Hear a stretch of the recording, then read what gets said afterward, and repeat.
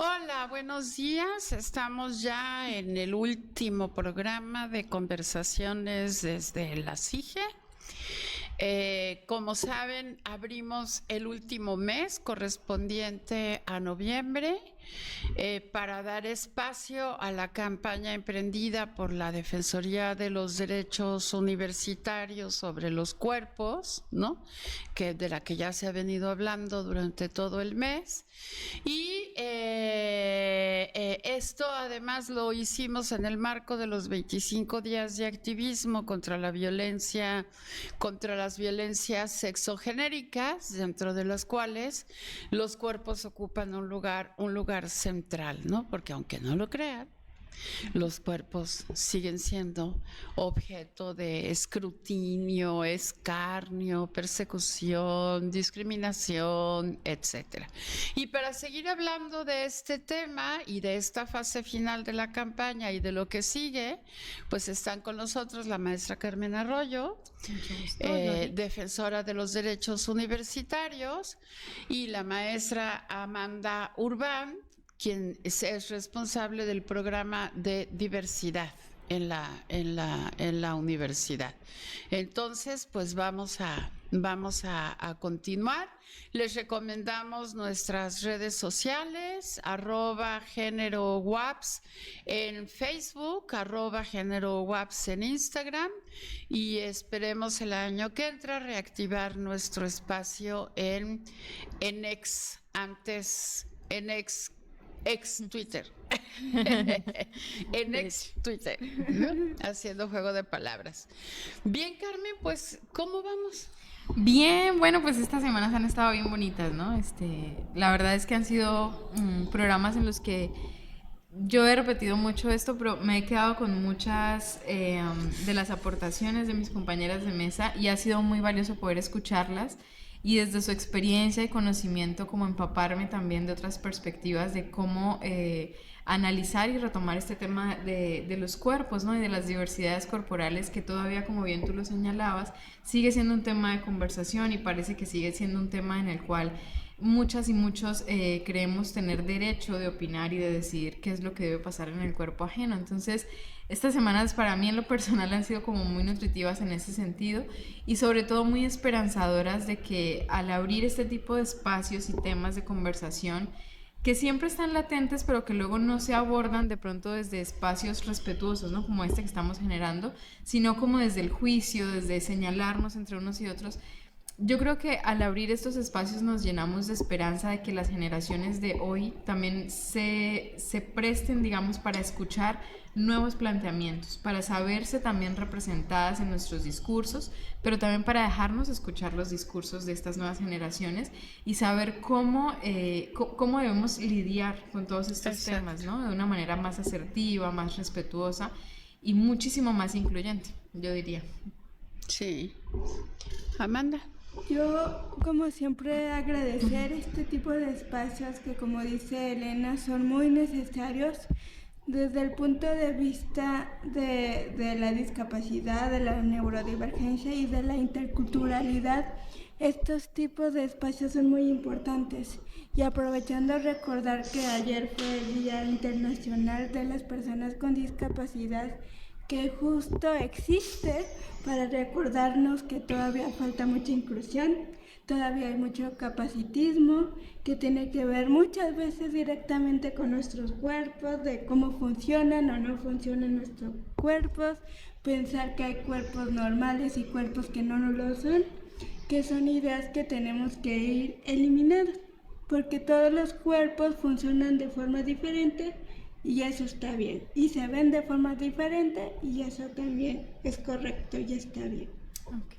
Wow. ¿No? Y eso, justamente a lo largo de estas 4 semanas, hoy ya se cumplen 4 o 5 semanas, hemos hablado de diferentes temas, ¿no? Y ejes comunicativos. El de hoy, el que nos ocupa en esta ocasión, tiene que ver justamente con esos retos que desde cada cuerpo se viven, ¿no? Cómo nuestro propio cuerpo puede ser un contenedor de la historia de nuestra propia vida.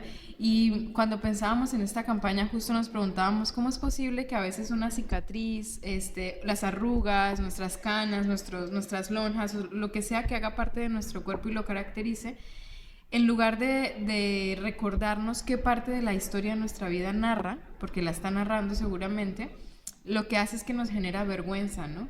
Y no es la cicatriz, no es la cana, no es la arruga lo que genera la vergüenza, sino el juicio social. Y esa construcción social nada saludable acerca de cómo deberíamos vernos, cuál sería el ideal.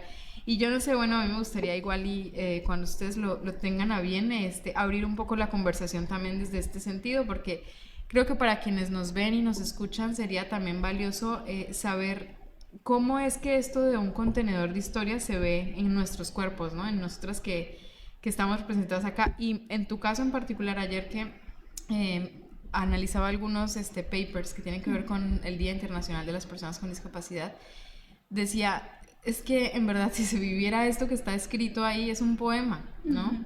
Y no debería ser un ideal que parece inalcanzable, ¿no? O sea, debería ser la normalidad. Y yo creo que de eso se tratan estos espacios, de hacer normal otra vez el hecho de la diversidad. O sea, lo anormal sería que todos fuéramos iguales y todas. Y no tendría por qué serlo, ¿no? Híjole, es que justo yo pensaba comenzar a hablar de lo normal, ¿no? Entonces, cuando dices lo normal es lo que norma, ¿no? Wow. Lo que norma nuestros comportamientos y nuestras conductas. Entonces, cuando decimos es que esto está normalizado, quiere decir que hemos interiorizado una norma que puede ser una norma simbólica, una norma cultural, una norma ideológica. No necesariamente las normas son normas en el sentido normativo o como legal, ¿no? Ajá. Si haces tal o cual cosa vas a recibir vas a violar una ley, vas a violar una norma y por lo tanto te harás acreedor o acreedora a una sanción.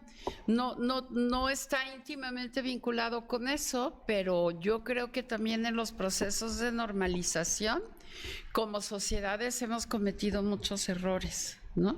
Cuando decimos lo normal es no tener discapacidad, pues no es cierto, porque la discapacidad es normal, ¿no? O sea, lo normal es ser flaca, blanca o rubia y ¿no? Y de buen cuerpo y con cara linda. O parecerte a Britney Spears, por poner un ejemplo, ¿no? Que fue el primero que se me ocurrió, ¿no? Pues tampoco eso es normal. O sea, lo normal es ser quien eres. O sea, insisto, en lo de normalidad es una palabra muy importante porque todo depende de cómo veamos lo normal.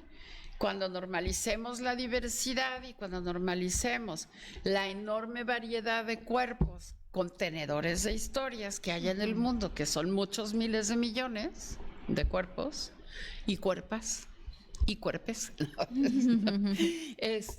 Entonces entenderemos la importancia que tiene el respeto a la diversidad, ¿no? Entonces, ¿qué es lo que tendríamos que desnormalizar, ¿no? Y qué tenemos que normalizar, o sea, sería como el camino, ¿no? Sí. La diversidad es lo normal y así lo tenemos que ver como lo veíamos en las imágenes, ¿no? En todo tipo de especies humanas hay diversidad y aprendemos de ellas como seres humanos también y aprendemos también que todas las personas pensamos de forma diferente. Por ejemplo, hablando de neurodivergencia, que no lo mencioné, como la neurodivergencia no se ve físicamente, pues entonces se nos puede ir, pero no, en realidad todos funcionamos, también tenemos diferentes tipos de mentes, por eso está la neurodiversidad, porque no hay una sola mente que funcione de una misma manera, es imposible. Porque tiene que ver con el contexto, genética, muchas cosas. Todas las mentes funcionamos de forma diferente y eso está bien, y eso es la neurodiversidad. Qué valioso eso que acabas de decir. Muy porque importante. Además, justo como lo dices, es que eso no se nota, ¿no? En teoría, pues no lo ves en el cuerpo a simple vista, y yo no sé, o sea, quizá para la gente que todavía no diferencia mucho estos términos o no los identifica mucho, quizá valdría la pena que tú nos brindes ahorita un contexto un poco más qué es esto de la neurodivergencia, ¿no? Y cómo se ve, ya que no tiene una forma física, pero cómo se ve la neurodivergencia. Ok, como les contaba, en realidad todas las mentes funcionan de forma diferente, todas nuestras mentes funcionan. Eso es lo normal y eso es lo correcto y como debe ser. Entonces, la neurodiversidad es el simple hecho de aceptar esto, que somos diferentes, pensamos diferente, procesamos diferente y eso está bien. Y las personas neurodivergentes, digamos, que son las personas que se alejan un poquito más de la media, si así podemos decir, y es un funcionamiento diferente de cerebro que tiene que ver con las funciones ejecutivas, sobre todo concentración, atención, motivación, organización, y pues son condiciones del neurodesarrollo. Y ahí podemos encontrar el autismo, por ejemplo, el TDAH, todos los trastornos específicos del aprendizaje, como dislexia, y pues son condiciones que no se ven. Entonces, como no los ven, a veces pueden tener doble reto, ¿no? Porque pues no se hacen los ajustes necesarios que además todas las personas tenemos el derecho de tener. Entonces es muy importante reconocer que en nuestras mentes y en las formas de pensar también hay diversidad y tienen los mismos derechos de realizar todas las actividades de la vida cotidiana, porque además hay que aceptar que estamos en un mundo hecho para neurotípicos. Neurotípicos quiere decir personas que consideramos que no tenemos una neurodivergencia y como tal, entonces las personas neurodivergentes tienen dobles retos en muchas actividades y pueden generar algún nivel de discapacidad, porque hay que recordar que la discapacidad no está en la persona como tal, está en los obstáculos que tiene para realizar las actividades de la vida cotidiana. Si eliminamos o disminuimos esos obstáculos, pues disminuimos o eliminamos también el nivel de discapacidad. Claro, Wow, claro. qué valioso, Sí, qué impresionante. Sí. Completamente. ¿No? Y esta es una lección para la vida, ¿no? Así como hay neurodivergencia, hay diversidad sexual, hay diversidad cultural, hay diversidad étnica, hay diversidad social, ¿no? Entonces, en realidad, lo normal en nuestras sociedades es que seamos diversas. Eso es lo normal. Las sociedades homogéneas no existen. Y por lo tanto, todo lo que se construye con la intención de homogeneizar se convierte en un prejuicio. Y los prejuicios son formas de violencia simbólica, porque eso es lo que son. Es decir, cuando decimos prejuicio, fíjense bien cómo está construida la palabra, no ustedes, sino quienes nos están escuchando, ¿no? Es el comportamiento previo al juicio. Es decir, estamos haciendo un juicio previo incluso sin conocer a la persona. Entonces, si la persona se viste de determinada manera, automáticamente la clasificamos como tal. Si tiene el color de piel de un tono, la clasificamos como tal. Es decir, nos hemos formado en una sociedad que ha pretendido homogeneizar no solamente los comportamientos, sino también el aspecto físico y bueno, eso no se puede hacer. No se debe hacer porque de allí derivan un montón de problemas sociales, un montón de problemas sociales que pudimos haber evitado si no los hubiésemos creado, ¿no? Claro, entonces, este es el tema, o sea, es también nuestra responsabilidad como sociedad, nuestra responsabilidad individual, nuestra responsabilidad familiar, colectiva y como comunidad universitaria, sobre todo, ¿no? Muchos de los problemas que tenemos en la universidad derivan de este proceso de normalización. Por ejemplo, la violencia no es normal. Y se nos ha enseñado a pensar que la violencia es normal. Y a romantizarla. Incluso a romantizarla, ¿no?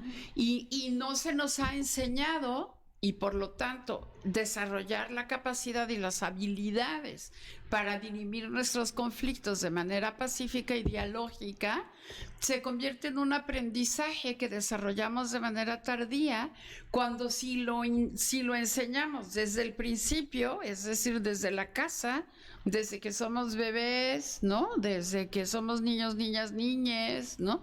Pues la otra historia nos cantará, ¿no? Yo que trabajo con todas las cuestiones relacionadas con sexualidad, el vínculo entre género, sexo, etcétera, ¿no? Recomiendo mucho una serie inglesa que a mí me parece espectacular. Y además hecha por un equipo de guionistas y directores y directoras, porque y directores de personas de la diversidad sexual, que se llama Sex Education, y además es divertidísima, ¿no? Y yo sé de gente, porque conozco gente que se ha escandalizado con esa serie, ¿no? Que se llama Sex Education.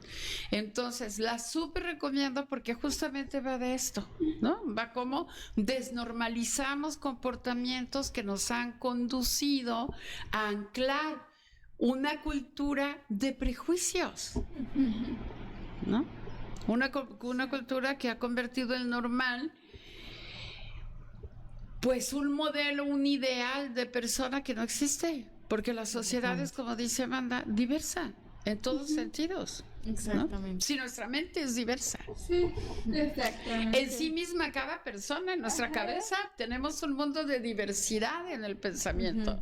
¿No? Todos pensamos diferente, reaccionamos diferente también, somos diferentes y desde ahí empieza lo que somos y también lo que podemos dar a los demás, porque Exacto. luego yo pienso que aburrido si todas las personas fuéramos iguales. Imagínate. Ay, no. ¿Qué pasa, por ejemplo, en las escuelas, ¿no? Con el intento de uniformar a la gente, o sea, entonces si todo el mundo se pone un uniforme, entonces ya resolvimos un problema.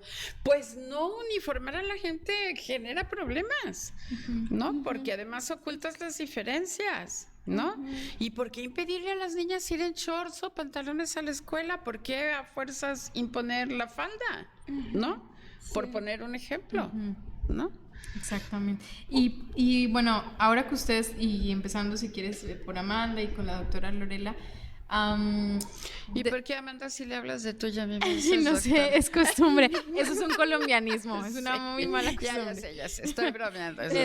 Pero, ¿cómo desde su propia experiencia de vida han vivido este tema de vivir su cuerpo como un contenedor de historia? O sea, si muy concretamente sus cuerpos contaran una historia, ¿cuál sería esa historia? ¿Cuál sería como esa como batalla o cuál sería como esa historia así de resiliencia incluso social que estos cuerpos nuestros, en nuestro caso de las tres, han tenido que atravesar o que vivir, ¿no?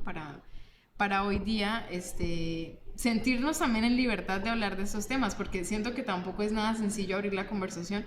Cuando uno abre temas así, lo primero que piensa es hacia adentro, ¿no? De, ok, ¿cómo soy yo? O sea, ¿qué clase de juicio doy? También cuando veo un cuerpo. Interiormente, yo a veces, o sea, trato de ser consciente en eso, ¿no? Que no es sencillo, pero luego si uno como que se cacha en comentarios mentales, ¿no? Así de que, y dices, no pongas tu mirada en eso, o sea, no te enfoques en eso porque está siendo incoherente con tu discurso, ¿no? Con lo que normalmente, pero ustedes ¿cómo lo han vivido? El tema de su cuerpo justamente como un contenedor. Mi vida es demasiado larga ya como para contar eso. Bueno, cuéntanos hasta cierto punto. Forma parte, o sea, a ver, yo tengo 65 años, o sea, imagínate, ¿no? Y en esos 65 años, pues he pasado por montones de historias y que además vienen acompañadas del hecho de que soy grandota, gorda, débil visual, ¿no? Aunque no me lo crean, muy inteligente, he sido discriminada por ser inteligente. Wow. O sea, se considera que el reconocimiento, y entonces es así como, ¿y dónde ponemos a esta señora, no? ¿Dónde ponemos a esta niña? Que tiene un poco que ver con lo que hablabas de la neurodivergencia, ¿no? Exacto. Y luego la gente que te ve así como con compasión, ay, pues es que ya saben cómo es, ¿no? O sea, cómo es porque eres inteligente, porque defiendes tus puntos de vista, porque quieres ser independiente, autónoma, tomar tus propias decisiones, etcétera, pues son muchos elementos, Claro. ¿no? O sea, tu cuerpo o nuestros cuerpos y cuerpas, ¿no? Están atravesados por muchas historias, desde la historia biológica, genética de tu familia, ¿no? Que puede condenarte a muchas cosas, ¿no? Hasta lo que tú misma te has hecho en el proceso, ¿no? O sea, no es... No es así, claro, no es sencillo. No, pero sí valdría la pena hablar con toda libertad de sexualidad, de deseo, con todo eso que nuestra sociedad considera una desfachatez y un cinismo, pues es al revés. O sea, yo cada vez que digo es que como soy gorda y vieja, y todo eso me quiere, no diga eso, por favor, pero ¿por qué no voy a decir eso si luego así me tratan? ¿No? Wow. Entonces es importante que tú digas, bueno, a ver, este es un trato que te da la sociedad, ¿no? Wow. O sea, el supervalor a la juventud, a la belleza, ¿no? Y a un estándar, además de belleza. Sí, y además un estándar de belleza que a ver afortunadamente no lo podemos alcanzar porque anatómica y fisiológicamente está demostrado que el cuerpo de la Barbie es imposible. No es sano, ¿no? Que era lo que hablábamos, es imposible, además. ni siquiera tiene pies del tamaño suficiente para poderse sostener de pie, imagínate. Me acordé de la película. Ajá, No pude evitarlo. Sí, claro. Y en ese sentido, la nueva versión de la película de Barbie es interesante, aunque el estereotipo allí sigue, ¿no? Sí. Eso sí. Bueno, pues en mi caso, yo comentaba un poco el programa pasado que pues a tener una discapacidad depende del tipo de discapacidad y también hay que tomar en cuenta las neurodivergencias, ¿no? Pero en mi caso, a usar un aparato de apoyo, para mí, la vez que yo me di cuenta que era diferente fue cuando me preguntaban, ¿esto qué es? ¿Por qué usas esto, no? El andador, uso un andador. Y entonces ahí fue cuando me di cuenta, no, pues esto no lo usan todas las personas, ¿no? Entonces, es también un descubrimiento a entender que el andador, que es mi aparato de apoyo, es parte de mí también, Claro. y que está bien y es correcto. Y verme en el espejo, en las fotos, con el aparato de apoyo, así, y reconocer mi cuerpo también como es. Entonces, hay que tomar en cuenta que también hay discapacidades que, digamos, son más notorias físicamente y otras que no son tan notorias. Algo que a mí me ha pasado, ya les había comentado, es que yo trato de moverme de mi andador casi siempre porque no es tan cómodo, ¿no? Claro. Entonces, de repente estoy en una fiesta o algo así y estoy en otro lugar y no estoy con mi andador. Y es así como que, no sé, vamos a bailar, por ejemplo. Le digo, bueno, pero pásame mi andador, ¿no? Ajá. Y entonces ahí es donde, no, ya se dan cuenta. Claro. Entonces, es importante también trabajar eso en tu seguridad como mujer, como ser humano. Y también, pues, en realidad, yo siempre he dicho, prefiero que me pregunten. Si tienes dudas, pregúntame, porque siento que así quitamos tabús que son muy importantes. Y a lo mejor si conoces a otra persona con discapacidad, no vas a tener tantas dudas y vas a tener esa cara, por ejemplo. Entonces, yo creo que lo mejor, si tienes duda, pregunta. Yo siempre también le trato de decir a los profesores, de repente pues sí están asustados de algunas situaciones y asustadas. Y yo le digo, bueno, pero pues ya le preguntaste, ¿no? Y ya es así como que, no, pues no he hablado con él. Y la verdad es que tenemos una ventaja, porque aquí ya todos somos adultos y adultas. Claro, Jóvenes, pero claro. lo somos, ¿no? Y nos conocemos y sabemos las estrategias que a lo mejor nos han servido en el caso de las personas con discapacidad y neurodivergencia. Que las personas con neurodivergencia van a tener retos sobre todo en la socialización. Entonces es muy importante también tomar en cuenta esta parte, ¿no? Y empezar a normalizar esta parte, porque yo doy el ejemplo de como cuando estás muy nerviosa y no quieres que se den cuenta de que estás nerviosa, más nerviosa te ves. Sí, claro. Entonces, normalmente eso le pasa a las personas con neurodivergencia que no quieren que se note que su neurodivergencia, entonces generan ansiedad, incluso se pueden notar más los signos de la neurodivergencia, ¿no? Entonces, mientras más aceptados y aceptadas se sientan en el entorno, pues menos ansiedad van a tener y se van a sentir más tranquilos, ¿no? Por eso es tan importante la sociedad como tal. Entonces, más o menos en eso yo he trabajado. Claro que la adolescencia pues es donde más se nota, ¿no? Porque estás buscando la identidad y cómo es esto, pero pues una se va conociendo, el autoconocimiento es bien importante, conoces tus fortalezas, conoces también dónde tienes que trabajar y pues ahí poco a poco, no es un proceso que vaya a terminar. Yo siempre le digo a mis pacientes, no es que un día vas a llegar y ya te vas a amar toda la vida, no es así. No, pues no, es un proceso. Es un proceso. No, y no es lineal tampoco. Tampoco es lineal, un proceso siempre va a tener sus altas y sus bajas y ya está totalmente bien. Y el punto y lo importante es saber que estás en el proceso, ¿no? Entonces, desde ahí yo lo veo. Y yo creo que algo de lo que mencionabas ahorita me llama la atención y es que nos atrevamos a preguntarle a la gente que tiene alguna discapacidad manifiesta, o sea, como visible, que a veces es como más fácil de identificar, como que uno siente, en principio como que puede ser una ofensa, ¿no? Es como de, pero pues no tendría, no, si tú lo preguntas con respeto, justo se nota que estás haciéndolo por informarte y por ser, digamos, más pertinente en tu manera de tratar a la otra persona. Pero también como que hay este sesgo de que no, pues de pronto es que como no viene acompañada, de pronto necesita que otra persona responda por ella, ¿no? O por él.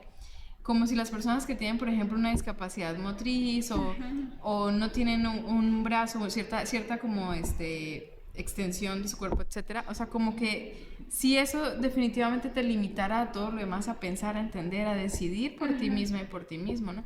Y yo en alguna intervención de grupo que hicimos, recuerdo, justamente en este tema de la discapacidad, yo recuerdo mucho que tú estabas presente y yo me quité los lentes para explicarle al grupo al cual estábamos haciendo esta intervención que era fundamental que aprendieran a tratar a su compañera como, o pues, sí, a la persona a la que estábamos tratando como una persona que tenía sus capacidades, solo que cierta acción o actividad la realizaba de manera diferente. Y me quité los lentes y yo les decía, por ejemplo, en este momento no los veo. Para verlas y verlos yo necesito pues tener algo diferente que ustedes no tienen, que son los lentes, ¿no?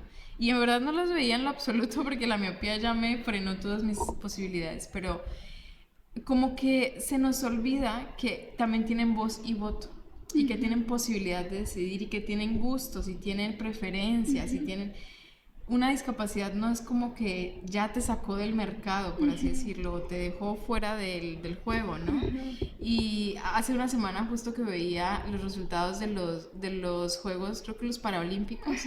Ay, no, que de verdad que es un deleite para mí. Los Juegos Olímpicos y los Paralímpicos, en verdad lo disfruto mucho y me emociona demasiado.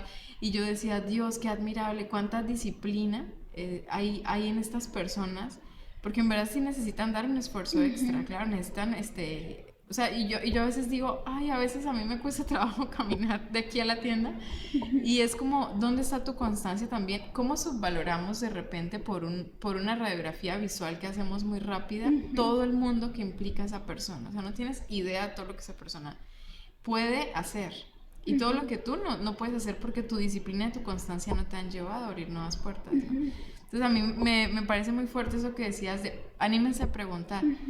yo voy a hacer más ese ejercicio porque creo que yo misma he lidiado con la pena de no, qué tal que sea una falta de respeto, ¿no? Y es normal, pero yo creo que hay que normalizar eso, porque algo que pasa mucho, nos pasa mucho a las personas con discapacidad, es que nos quitan la autodeterminación. Wow. Por eso es como, Claro. yo voy a suponer que necesitas, y le voy a hacer, pero a lo mejor necesito otra cosa, o necesito otro tipo de ayuda.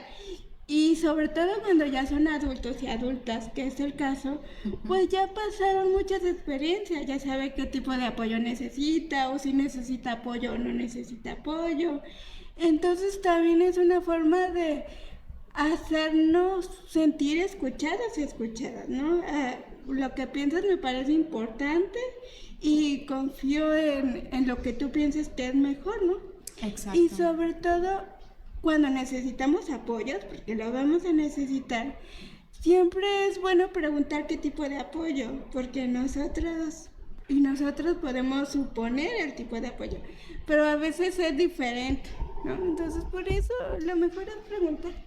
Y otra cosa que rescato mucho, Amanda, de lo que mencionabas, volviendo un poco al tema de la neurodivergencia, ahorita me llamaba la atención de anímense a preguntar, pero antes me quedó mucho resonando el tema que decías de que a veces no es visible, ¿no? Esa es una discapacidad, digamos que una diferencia que no es visible.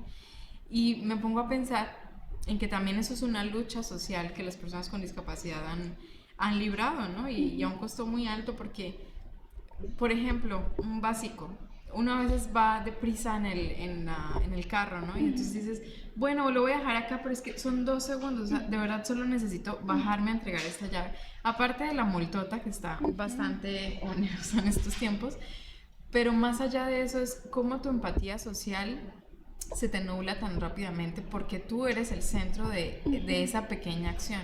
O sea, la prioridad es tu necesidad nada más.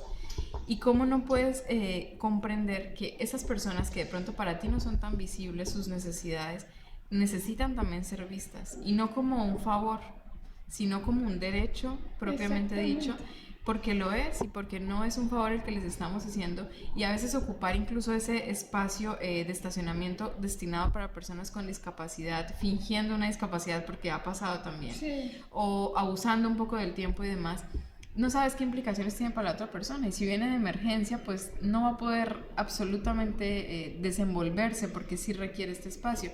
Y yo pienso que eso se ve en todos los escenarios posibles, o sea, en la universidad o en los espacios educativos. Yo recuerdo mucho que es un recuerdo poco grato, pero no en el sentido de que, o sea, no juzgo a la persona que lo hizo, sino que más bien entiendo la diferencia de tiempos, ¿no? En mi época yo estudié pues en Colombia, ¿no? donde nací y crecí, pero en la prepa y en la secundaria yo me acuerdo mucho que existía esta costumbre pésima de que te acomodaban de acuerdo al lugar que ocupabas en la lista de excelencia. Entonces, si estabas en la silla número 1 que empezaba aquí, era porque eras el mejor o la mejor estudiante. Y de ahí en más, entonces, de manera que el que estaba hasta allá era el peor o la peor estudiante académicamente. Entonces, todas las clases giraban, no importa cuál fuera la materia, biología, matemáticas, lo que sea, giraba en torno a criticar al de allá y alabar a la persona que estaba aquí. Pero más allá de eso, que además de verdad me parece muy reprochable y eso debería estar mandado a tirar ese concepto, claro. Pero yo me pregunto, nadie pensaba en las personas que tenían discapacidad visual. Yo en esa época no usaba lentes todavía, pero yo digo, y las personas que tenían algún aparato, porque sí estudié con compañeros, hombres que tenían aparato para escuchar mejor. Esas adecuaciones que parecen una cosa mínima le transforman el entorno educativo a una persona completamente. El hecho de que en tu primer día de clase como docente preguntes quién necesita la primera silla, eso transforma, porque además les hace sentirse vistas y vistos. Y les hace sentirse parte de, y con la capacidad de decidir. De pronto sí tengo una discapacidad visual, pero no me quiero hacer en la primera fila. Ok, yo lo decidí, pero no es la suerte de a ver si llegué temprano y a ver si me merezco la silla, ¿no? Entonces me queda resonando mucho, y ya no conté mi historia, pero es que me parece muy atractivo todo lo que dices. Bueno, en mi caso, yo creo que han sido varias las características también de mi cuerpo como un contenedor de historia, pero una que es yo creo que la más visible en mi caso particular, porque mi órgano más grande del cuerpo es la piel, por supuesto, y es muy visible. para mí el tema de la afrodescendencia sí ha sido un tema relevante en mi historia de vida y en mi cuerpo como un contenedor de historia. Ha sido siempre la característica física por la cual más rápido me ubican o me enmarcan o me generan como este prejuicio social también. En su momento sí determinó incluso los grupos sociales a los cuales hacía parte, porque sí había como, pues claramente la discriminación sigue siendo un problema social. Pero años atrás, digo, yo tengo ahorita 30 años, ¿no? Años atrás, en mi adolescencia y en la infancia también, eso sí que jugó un papel fundamental porque pues era también, digamos, no era el común. Normalmente era como la única persona de piel más oscura en mi aula de clases, entonces, y eso se repitió hasta la universidad. Entonces eso llevaba a que ciertos comentarios que hoy yo digo, claro que no están bien, ¿no? O sea, como hacer la razón del chiste siempre, eso sin duda. Y luego te das cuenta que con el paso del tiempo te das cuenta que eso no es un chiste, o sea, porque hay gente que en verdad, y además sabes de dónde viene toda esa historia. En mi caso particular, pues sí hay una raíz africana bastante relevante, porque mi familia nació en Cartagena, toda mi familia es de Cartagena y es pues un puerto que recibió toda una herencia de esclavos y esclavas. Entonces, toda esa historia, yo creo que sí se nota ya en el cuerpo como un contenedor de historia, y en su momento quizá fue un asunto que tuve que lidiar y procesar y demás, pero hoy pienso cómo nuestra piel, justo como un órgano tan extendido en nuestro cuerpo y tan visible, cuenta una historia también, ¿no? Y cuenta también la historia de personas negras, en mi caso, que no tuvieron la oportunidad de acceder a educación. Porque también eso fue una lucha, que no solamente, por ejemplo, en mi caso, además de que las mujeres lucharon por eso, pero también las mujeres negras estaban en otro escenario. Claro. Y entonces yo creo en lo particular que es algo que, lejos de solamente como permitirte ufanarte o lo que sea, sino más bien te lleva como a reflexionar qué más haces tú ahora desde el espacio en el que estás para generar un espacio más para las que vienen y los que vienen detrás, ¿no? En este caso para las personas afrodescendientes, para las personas también del sur global, Sí. ¿no? Muchas interseccionalidades que luego se pueden asomar. Sí. Pues miren, nos van quedando pocos minutos para cerrar este último programa, ¿no?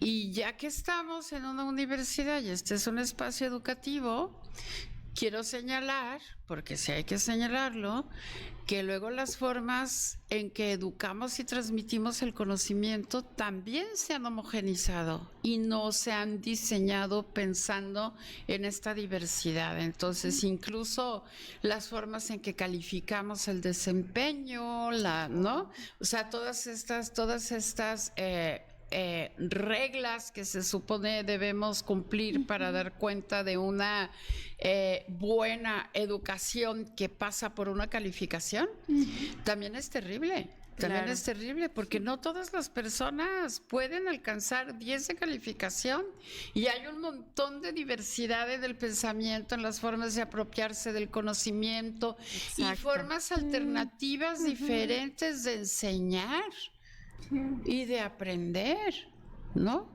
Porque demostrado está que memorizar no te lleva a ningún lado, ¿no? O sea, yo que trabajo en el ámbito de las ciencias sociales y que además soy una socióloga un poco loca, ¿no? Sí, exactamente. No, pero a mí me gusta decir loca porque porque es un prejuicio. O sea, ¿por qué dices que estás loca? Pues porque estoy loca. O sea, para mí estar loca es que como no soy normal, pues entonces soy loca, ¿no? Entonces, pero no está mal a mí. Exacto. A mí no me molesta decir eso. ¿Y por qué digo que soy un poco loca? Pues porque soy una profesora diferente y no convencional, por ejemplo, ¿no?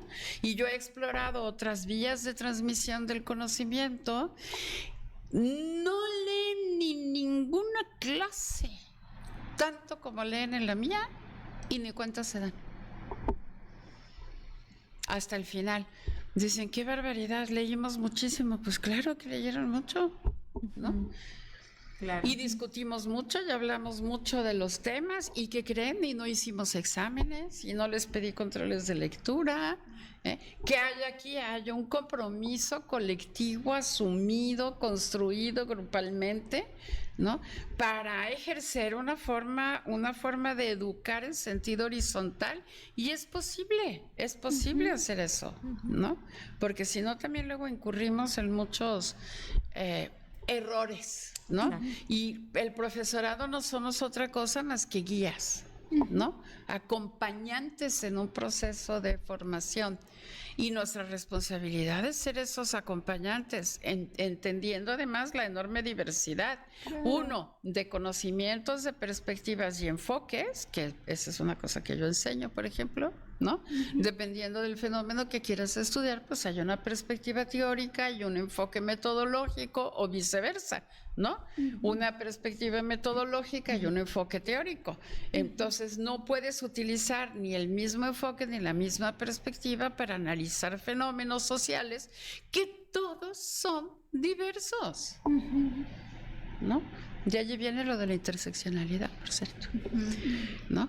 Concepto que fue creado en los estudios de género. Por una feminista Por negra, una además, feminista abogada. negra, ¿no? Maravillosa, ¿no? Kimberly Crenshaw. Sí, exactamente. Que de hecho ella, su nombre norteamericano es Kimberly, pero entonces en su nombre africano es Kimberly, Ajá, ¿no? exactamente. Entonces hasta toda la vindicación, hasta cómo manejarnos en el lenguaje, ¿no? O sea, todas estas personas que se resisten a decir todos, todas, todes, ¿no? O sea, se resisten porque no saben lo maravilloso que es identificar que somos diferentes. Me acuerdo una vez tuvimos una discusión, y con esto cierro mi participación, en una red de feministas a la que yo pertenecía.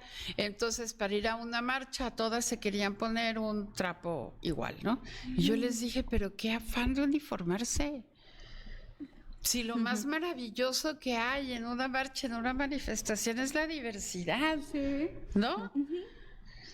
O sea, en todo caso, pónganse un pañuelo morado, o sea, acompañen su rollo, su expresión con los colores, pero no uniforme, no, por favor, o sea, ¿qué es eso, no? Camisetas iguales, para vernos todos iguales.